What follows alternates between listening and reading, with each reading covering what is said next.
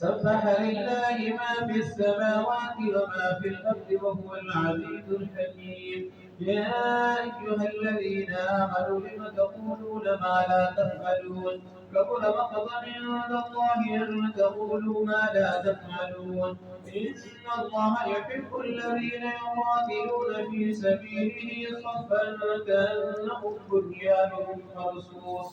وإذ قال موسى لقومه يا قوم لم تؤذونني وقد تعلمون أني رسول الله إليكم فلما زاغوا وزاغ الله قلوبهم والله لا يهدي القوم الفاسقين. وإذ قال عيسى ابن مريم يا بني إسرائيل إني رسول الله إليكم مصدقا لما بين يدي من التوراة مبشرا برسول يأتي من بعد اسمه أحمد.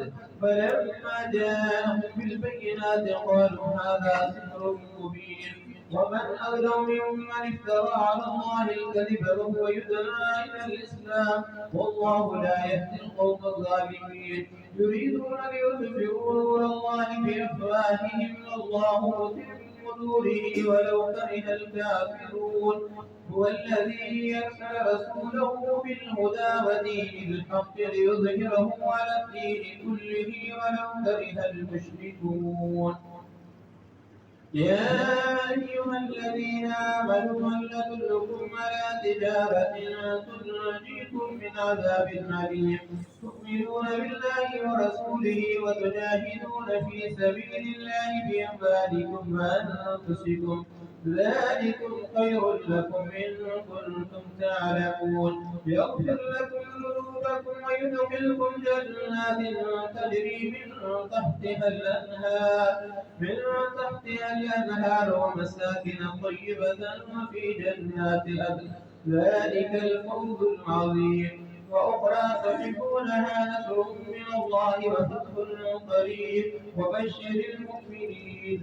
يا أيها الذين آمنوا كونوا أنصار الله كما قال عيسى ابن مريم للحواريين من أنصاري إلى الله قال الحواريون نحن أنصار الله فآمنت طائفة من بني إسرائيل وكفرت طائفة فأيدنا الذين آمنوا على عدوهم فأصبحوا ظاهرين.